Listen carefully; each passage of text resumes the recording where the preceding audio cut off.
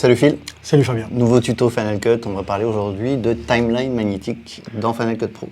Ouais, on va regarder un petit peu dans les grandes lignes comment on crée une nouvelle timeline, comment ça s'appelle déjà. Ouais. Parce que maintenant, on l'a déjà dit, le tuto précédent, le vocabulaire a été un peu modifié.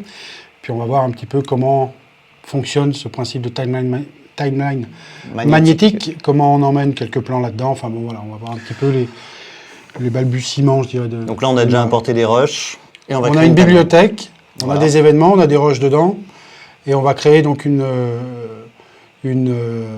timeline, donc qu'on appelle maintenant un projet. Alors, je sais, le vocabulaire, encore une fois, a changé et perturbant.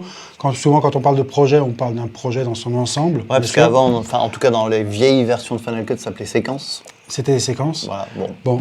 Là, maintenant, ça s'appelle un projet. Donc, fichier, nouveau projet. Il ne faut pas être perturbé par ce terme-là. C'est une séquence, c'est une timeline. Ouais, parce que c'est vrai qu'au départ, les gens qui débutent dans Final Cut, ils peuvent croire que c'est une bibliothèque. Et ils peuvent croire que c'est un projet de film. C'est quand même... C'est perturbant. C'est perturbant, ouais. Pour ça, ce vocabulaire, il faut bien se le mettre en place. On dit souvent dans l'ordre, et bizarrement, en plus, ici, dans les nouveaux, ça arrive dans le désordre. Ils auraient dû l'inverser. Ça n'arrive pas dans le bon sens, c'est-à-dire qu'en premier, on fait une bibliothèque, on crée des événements, et enfin... Et ouais, on fait un projet. On crée un projet pour créer une timeline. Donc, par défaut, on arrive, en fait, sur des réglages automatiques. Tu t'es mis en automatique pour que ce soit plus facile. Que ça soit plus facile. Nom du projet, on va donner un nom. Ok. Présentation du projet. On va lui dire dans quel événement on veut ranger ce projet, puisque forcément, obligatoirement, ça doit être rangé dans un événement. Comme les rushs, comme toute matière qu'on range dans notre bibliothèque, ça doit être rangé dans un événement. Donc moi, souvent, je me crée un événement. Voilà, j'ai des événements des rushs, j'ai des événements sur le nom de la bibliothèque. Voilà. Je les range tous dans le même événement, mes projets, comme ça au moins ça m'évite d'en avoir dans tous les coins et d'être perdu. Et ensuite, par défaut, si vous n'êtes pas trop à l'aise avec les normes techniques, vidéo, toutes ces choses-là, vous pouvez rester en mode automatique. Vous voyez qu'en vidéo, il nous dit définir d'après les propriétés du premier plan vidéo. Ça veut dire quoi en fait? Ça veut dire que tu vas créer ton projet. Comment on va le faire là? On fait OK. Il nous crée un projet vide. Le plan vidéo, le premier que je vais venir et que je vais amener dans ma timeline va être automatiquement configurée par rapport aux données techniques de ce plan-là. Ça a été filmé en 4K, 25 images secondes. Si on a bien fait le job au tournage, ça roule. Si on a bien bossé au tournage, il n'y a pas de problème. Non. Donc j'ai un rush 4K, 25 images secondes, je l'emmène dans ma... Alors comment tu l'as sélectionné là? Alors là, je le prends tout simplement. Tu as fait une sélection? Je fais une sélection. Sélection comme on faisait avant. I, point d'entrée. Ouais. Je me déplace. Je viens chercher. On peut naviguer avec les flèches gauche-droite, image par image, si on souhaite être précis. Ouais.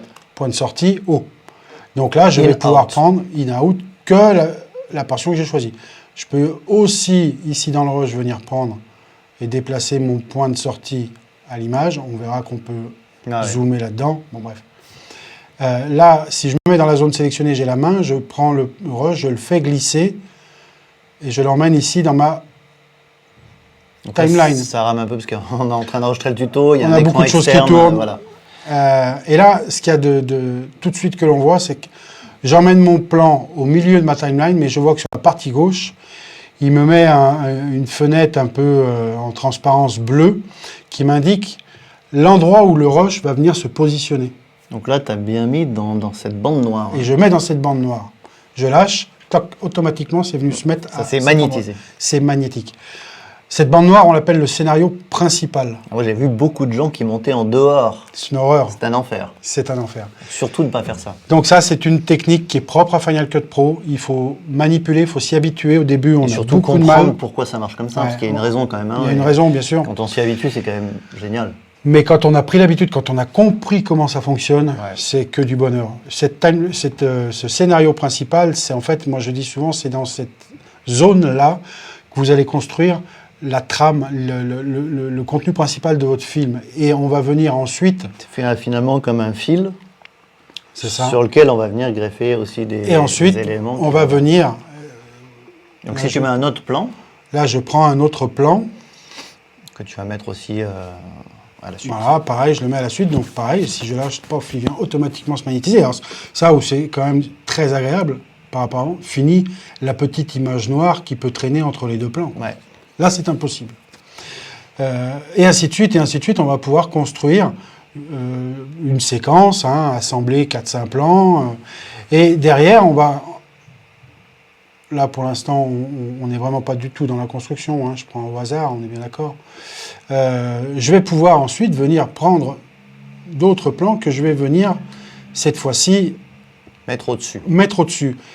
Et je vais en fait les connecter. On voit ce petit liseré là entre le plan qui est sur le haut et le scénario principal. Ce petit liseré qu'on appelle un connecteur. Ouais, les liens de connexion. Les liens de connexion. Si je zoome un peu, voilà. Et... toc, voilà. Ce petit point là avec son liseré, on appelle ça... un lien de connexion. Un lien de connexion. Qui va venir se greffer sur le scénario principal. Sur le scénario principal. Le principe après, c'est quoi? C'est que si je prends le plan du scénario principal et que je le déplace, tous les éléments connectés à ce plan vont suivre. Donc ça, c'est très, très agréable quand on fait du montage. Hop. On va pouvoir le décaler de l'autre côté. On va pouvoir, par exemple, le décaler. Je lâche. Automatiquement, le plan est venu se magnétiser dans mon scénario principal au plan précédent. Si maintenant, hop, je dézoome. Voilà. C'est du coup le deuxième plan qui démarre à 0. Et l'autre plan est venu se connecter derrière, se magnétiser derrière. Et le plan qui était connecté a suivi sans être déplacé. Donc, où c'est agréable, on a une interview, par exemple, on a quelqu'un qui nous parle, et c'est illustré d'une séquence de 5-6 plans. Et oui, donc on prend juste l'interview, et toute la séquence qui a été construite au-dessus vient en même temps. Okay. Et avant, les sons avec également. Les sons avec, puisque maintenant on a vu que le son est lié tout le temps à la vidéo. Avant, quand il fallait faire ça, c'était une étape qui était douloureuse parfois, parce que ça nous prenait du temps. Oui, parce que là, on est sur un montage simple. Mais il fallait bien qu'on sélectionne tous les plans qu'on voulait emmener, ne pas en oublier un. Donc on zoomait, on dézoomait. Là, maintenant, en fait, avec un seul clic, le plan de mon scénario principal, je le sélectionne, j'emmène plus loin, tout ce qui est connecté. Et si on raccourcit ce plan, qu'est-ce qui se passe si on raccourcit le début du plan, par exemple, ce plan-là ouais. Le point d'entrée de ce plan, après visionnage, je me dis, il arrive un peu tôt, je veux le décaler, par exemple, à cet endroit-là. Je prends le bord du plan, je le fais glisser. Toc, avec le magnétisme, je vois que ma tête de lecture passe en jaune. Donc je suis parfaitement ça, en fait, à l'endroit où je voulais. Et le plan précédent est venu suivre. Et tout reste parfaitement raccord. Donc pas d'image noire entre les plans. Oui, c'est-à-dire que là encore, le plan connecté, lui, il n'a pas bougé. Et là encore, en une étape, on raccourcit le plan et on déplace l'ensemble du montage. Ouais. Donc ça, c'est une habitude à prendre. Il faut en faire un petit peu, parce que c'est vrai que là, on s'amuse avec 2-3 plans.